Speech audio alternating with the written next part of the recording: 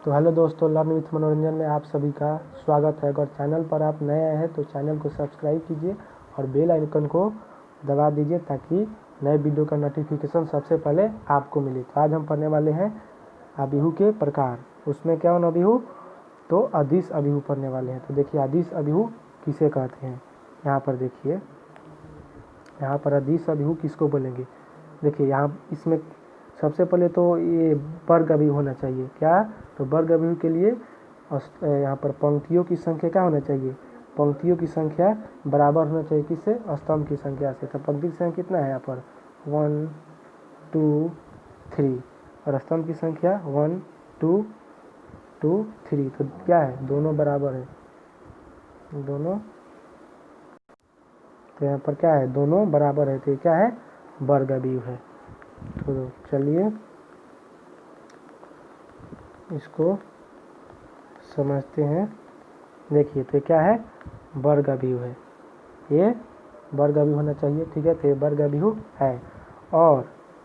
और उसके बाद ये मुख्य विकर्ण, विकर्ण तो इसमें दो है, एक ये वाला है और एक ये है, लेकिन कौन सा इसमें भी क्या होना चाहिए, इसमें मुख्य विकर्ण। तो मुख्य विकर्ण कौन है, ये वाला, ये मुख्य विकर्ण। तो क्या होना चाहिए, समान होना चाहिए, इक्वल होना चाहिए। यानी यहाँ पर 2 है तो यहाँ पर भी 2 होना चाहिए, यहाँ पर भी 2 होना चाहिए। ये नहीं कि यहाँ पर 2 है तो यहाँ पर 3 होना चाहिए और यहाँ पर भी 4 होना चाहिए, ये ऐसा नहीं।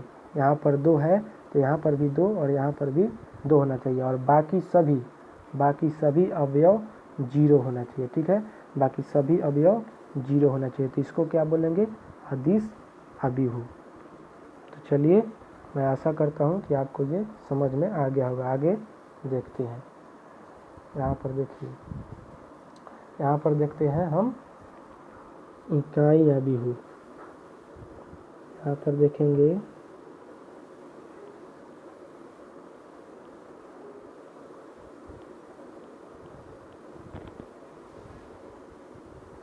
इकाई अभिहु। यहाँ पर हम पढ़ेंगे इकाई अभिहु। तो चलिए इकाई अभिहु समझते हैं। यहाँ पर देखिए एक अभिहु से समझते हैं। यहाँ पर क्या, तो 1 0 0 1 और यहाँ पर इकाई अभिहु को आई से सूचित करते हैं। तो देखिए यहाँ पर आई से लिख दिए और यहाँ पर 2 लगा दिए। इस 2 का मतलब क्या हुआ, इस 2 का मतलब हुआ ये अभिहु है वो 2 क्रॉस 2 कोटि का होना चाहिए। 2 क्रॉस 2 का मतलब यहाँ पर 2 क्रॉस 2 का मतलब कि ये 2 क्या दर्शाता है। सबसे पहले क्या होता है, तो सबसे पहले यहाँ पर पंक्ति आता है। सबसे पहले क्या आता है, पंक्ति। उसके बाद क्या आता है, उसके बाद आता है यहाँ पर स्तंभ। सबसे पहले क्या आता है, पंक्ति, उसके बाद स्तंभ। यहाँ पर मतलब इसका ये हुआ कि पंक्ति की संख्या 2 होना चाहिए और स्तंभ की संख्या भी 2 होना चाहिए। इसका मतलब यही हुआ I2 का मतलब, ठीक है। तो पंक्ति की संख्या कितना है 1 2 और स्तंभ की संख्या कितना है 1 2, यानी पंक्ति की संख्या भी 2 है और स्तंभ की संख्या भी 2 है। तो आइए समझते हैं। यहाँ देखिए फिर एक अभिहु हम ले लेते हैं और यहाँ पर देखिए 1 0 0 0 1 0 0 0 1। तो यहाँ पर इकाई अभिहु होने के लिए सबसे पहले तो वर्ग अभिहु होना चाहिए, ठीक है। और उसके बाद इसका मुख्य विकर्ण क्या होना चाहिए, 1 होना चाहिए, सभी 1 होना चाहिए। ये नहीं कि यहाँ पर 2 अगर यहाँ पर हो जाए, यहाँ पर 2 हो जाए तो ये भी 2 यहाँ भी 2, नहीं, इससे हमको मतलब नहीं है। यहाँ पर 1 को छोड़कर दूसरा कोई 1 को छोड़कर दूसरा कोई यहाँ पर रह ही नहीं सकता, ठीक है। और बाकी सभी अवयव क्या होना चाहिए, 0 होना चाहिए, ठीक है। तो यहाँ पर ये कितने, अब यहाँ पर इसको क्या लिखेंगे, इसको तो सूचित करते हैं किससे, आई से। अब यहाँ पर 3 लगा देते हैं। इसका मतलब क्या हुआ, I3। इसका मतलब क्या हुआ कि 3 क्रॉस 3 का कोटि। इसका मतलब क्या हुआ कि क्या है, पंक्ति की संख्या क्या है, पंक्ति की संख्या इसको 3 होना चाहिए और स्तंभ की संख्या भी 3 होना चाहिए। यानी पंक्ति की संख्या कितना 3 होना चाहिए, 1 2 3, और स्तंभ की संख्या भी कितना होना चाहिए 3, यानी 1 2 और ये 3। ठीक है, तो इसको क्या बोलेंगे हम, इकाई अभिहु, और इसको एक और भी नाम से बुलाते हैं, पुकारते हैं इसको क्या, तत्समक अभिहु। ठीक है, तो चलिए आगे देखते हैं, आगे क्या है, तो शून्य अभिहु। आगे हम पढ़ेंगे शून्य अभिहु, शून्य अभिहु। देखिए शून्य अभिहु को यहाँ पर 0 से सूचित करते हैं। देखिए, और एक अभिहु ले लेंगे। देखिए इसमें जो भी अवयव होगा, इस अभिहु में जो भी अवयव होगा क्या होगा, शून्य होगा। यहाँ पर देखिए ये 2 × 2 लिखते हैं, इसका क्या मतलब हुआ, इसका मतलब हुआ कि ये अभिहु क्या है, 2 × 2 कोटि का है। इसका मतलब क्या हुआ, सबसे पहले आता है पंक्ति, उसके बाद क्या आता है स्तंभ। तो यहाँ पर पंक्ति की संख्या क्या दिया हुआ है 3, और स्तंभ की संख्या क्या दिया हुआ है 2। तो यहाँ पर पंक्ति की संख्या इसमें क्या लिखना है हमको 2, और कौन सा अवयव लिखना है, शून्य लिखना है। तो यहाँ पर 0 0 0 0। यहाँ पर पंक्ति की संख्या कितना है, यहाँ पर पंक्ति की संख्या कितना है, यहाँ पर 1 और यहाँ पर 2, और यहाँ पर स्तंभ की संख्या 1 और यहाँ पर 2। तो इसका मतलब यही होगा। ठीक है, तो मैं आशा करता हूँ कि ये भी आपको शून्य अभिहु क्या है समझ में आ गया होगा। तो चलिए आगे बढ़ते हैं। अब हम पढ़ेंगे उच्च त्रिभुजाकार अभिहु। क्या पढ़ेंगे, उच्च त्रिभुजाकार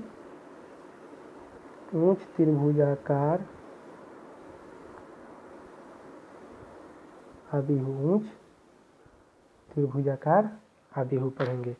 तो देखिए उच्च त्रिभुजाकार अभिहु क्या होता है। यहाँ पर ले लेते हैं 1 11 1 12 1 13 1 21 1 22 1 23 1 31 1 32, ये 32 सॉरी, यहाँ पर 33। तो ये क्या अभिहु हो गया। यहाँ पर देखिए, यहाँ पर उच्च त्रिभुजाकार अभिहु होने के लिए देखिए क्या कंडीशन है। देखिए यहाँ पर क्या है इसका, देखिए यहाँ पर ए आई जे, क्या, तो a i j is equal to 0, a i j is equal to 0, a i j is equal to 0। यहाँ पर देखिए a i j is equal to 0 कब होगा, यहाँ पर a i j is equal to 0 कब होगा, यहाँ पर आई क्या होना चाहिए, ग्रेटर देन होना चाहिए जे से, तब भी ये आई इज इक्वल टू जे 0 होगा।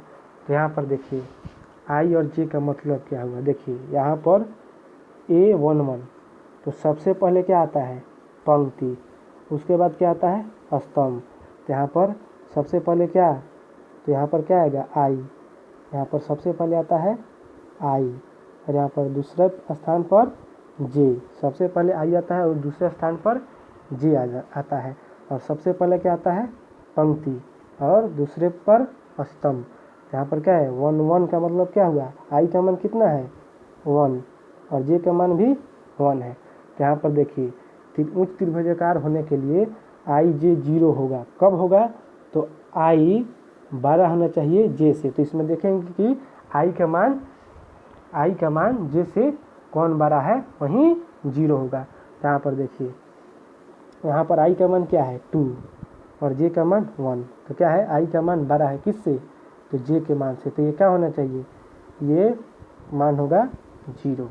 अब यहाँ पर देखिए यहाँ पर आई का मान 12 है किससे, तो जे के मान से, यहाँ पर क्या होना चाहिए 0।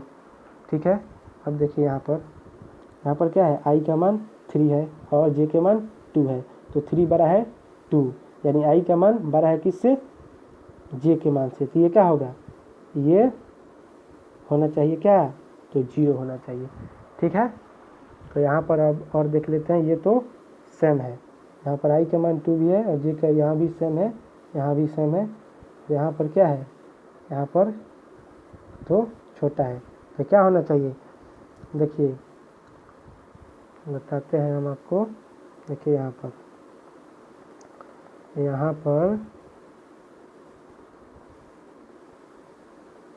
पर क्या होना चाहिए, तो देखिए यहाँ पर इसको देखिए उच्च त्रिभुजाकार के लिए, देखिए यहाँ पर विकर्ण अभिव्यय हो गया, क्या हो गया, तो विकर्ण अभिव्यय हो गया। देखिए तो उच्च त्रिभुजाकार के लिए विकर्ण उच्च विकर्ण बोल रहे हैं, विकर्ण ये मुख्य विकर्ण हो गया। ठीक है, तो उच्च त्रिभुजाकार अभिव्यय वो है जो आई जे इज इक्वल टू 0 हो जाए, कब, तो आई का मान छोटा हो जब जे से, वहीं क्या होगा, 0 होगा। तो यहाँ पर कौन कौन 0 होगा, देखिए ये मुख्य विकर्ण के नीचे, ये मुख्य विकर्ण के नीचे जितने भी अवयव है क्या होगा, ये होगा 0 होगा, जितने भी अवयव होगा वो 0 होगा। ये मुख्य विकर्ण के जितने भी नीचे हैं ये अवयव ये क्या होंगे, 0 होंगे, तो इसको क्या बोलेंगे, उच्च त्रिभुजाकार अभिव्यय। अब हम पढ़ेंगे निम्न त्रिभुजाकार अभिव्यय। यहाँ पर देखिए हम पढ़ेंगे निम्न त्रिभुजाकार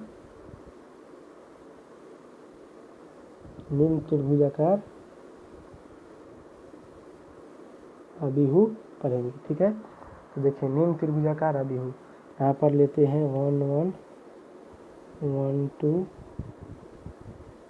13 1 2 1 8 2 1 22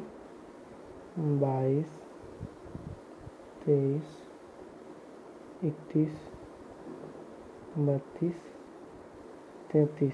देखिए स्टूडेंट यहाँ पर ये हम बोल रहे हैं कि 21 22 23, यहाँ पर 31, यहाँ पर 32 33, का मतलब क्या हुआ, यहाँ पर मतलब A11 का मतलब हुआ कि ये क्या है, ये फर्स्ट, यहाँ पर फर्स्ट पंक्ति यानी पहला पंक्ति में, और क्या है ये जो A11 है ये क्या है, ये किस में, ये किस स्थिति में खड़ा हुआ है, ये इस स्थिति में खड़ा हुआ है कि हम यानी ये पंक्ति पहला पंक्ति में खड़ा हुआ है और पहले स्तंभ में खड़ा हुआ है।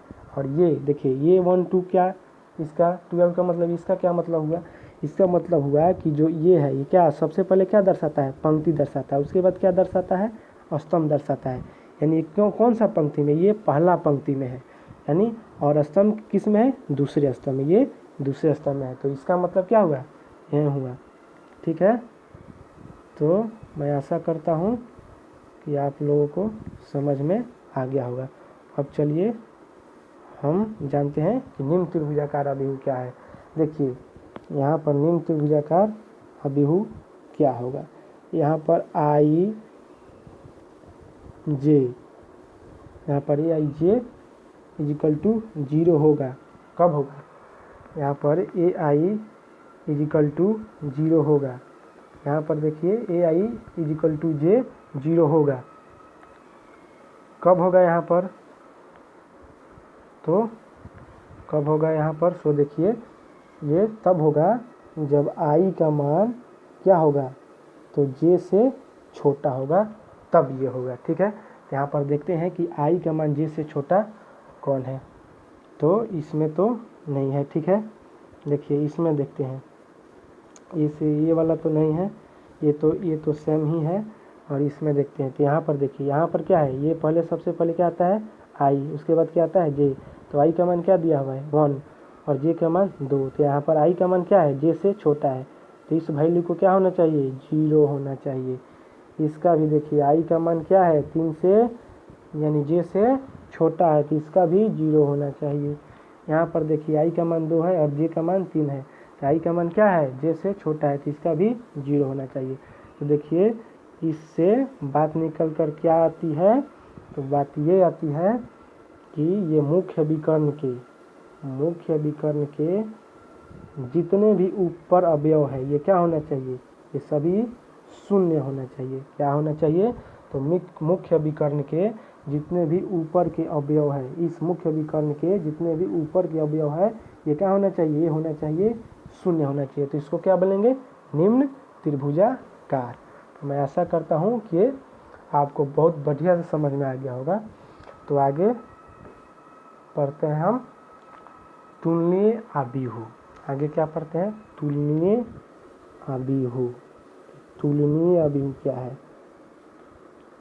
यहाँ पर तुलनीय आव्यूह क्या है, तुलनीय, यहाँ पर तुलनीय आव्यूह, यहाँ पर तुलनीय आव्यूह देखिए,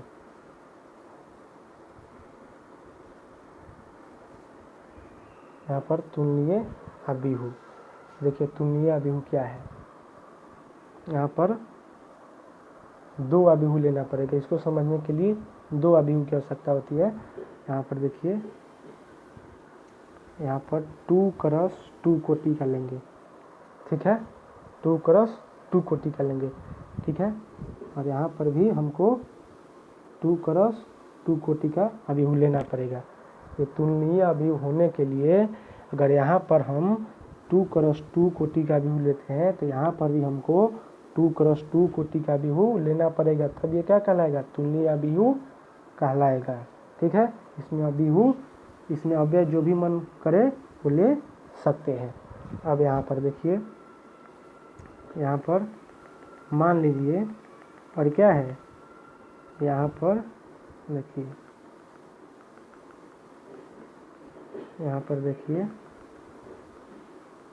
यहाँ पर क्या, तो यहाँ पर देखिए ये एक ए आव्यूह है और ये एक बी आव्यूह है, ठीक है। तो आपको मैंने क्या बोला कि यहाँ अगर 2x2 आव्यूह का अगर यहाँ पर भी है तो यहाँ पर भी क्या होना चाहिए, 2x2 आव्यूह होना चाहिए। अब देखिए यहाँ पर 2x3 आव्यूह है तो यहाँ पर भी होना चाहिए, तो 2x3 ही का आव्यूह होना चाहिए, ठीक है। ये नहीं कि यहाँ पर 3x2 का भी होना चाहिए। तो ये क्या है, अगर यहाँ पर 2x3 का कोटि का आव्यूह है, अगर यहाँ पर हम 3x2 का आव्यूह, यहाँ क्या है, यहाँ हम 2x3 का आव्यूह बनाते हैं और यहाँ पर हम 3x2 का आव्यूह बनाते हैं, तो इसको तुलनीय आव्यूह नहीं बोला जाएगा। तुलनीय आव्यूह किसे बोला जाएगा, तो यहाँ पर 2x3 का आव्यूह है और यहाँ पर भी 2x3 का आव्यूह बनाते हैं, तब ये क्या बोला जाएगा, तुलनीय आव्यूह बोला जाएगा, ठीक है। और ये 2x3 का मतलब क्या हुआ कि पंक्तियों की संख्या 2 और स्तंभों की संख्या क्या होना चाहिए, 3। यहाँ पर क्या होना चाहिए, 2 और 3 भी यहाँ पर भी होना चाहिए, तो इसको क्या बोलेंगे, तुलनीय आव्यूह। तो आज के लिए इतना ही। और अगर आप चैनल पर नए हैं तो चैनल को क्या कीजिए, सब्सक्राइब कीजिए चैनल को और लाइक कीजिए और क्या कीजिए, फैला दीजिए, यानी शेयर करिए, ठीक है। तो आज के लिए इतना ही, मिलते हैं नेक्स्ट वीडियो में। तब तक के लिए जय हिंद, जय भारत।